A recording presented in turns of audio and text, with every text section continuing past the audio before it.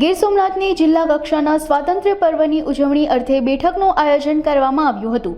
સ્વાતંત્ર્ય પર્વ કાર્યક્રમમાં સુચારુ આયોજન માટે કલેક્ટર દિગ્વિજયસિંહ જાડેજાના અધ્યક્ષ સ્થાને બેઠકનું આયોજન કરવામાં આવ્યું હતું, જેમાં ખારવા ક્રિકેટ ગ્રાઉન્ડ ખાતે મહિલા બાળ વિકાસ વિભાગના મંત્રી ભાનુ બાબરિયાના હસ્તે ધ્વજવંદન કરાવી રાષ્ટ્રધ્વજને સલામી આપી ઉજવણી કરવાનો નિર્ણય કરવામાં આવ્યો હતો।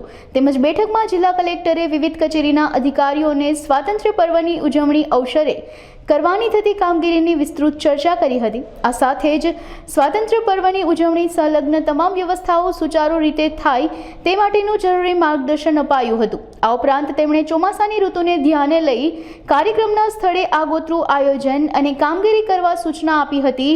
તેમજ સાંસ્કૃતિક ત્રિરંગા યાત્રા સહિતના કાર્યક્રમો સુનિશ્ચિત કરવા અધિકારીઓને માર્ગદર્શિત કર્યા હતા।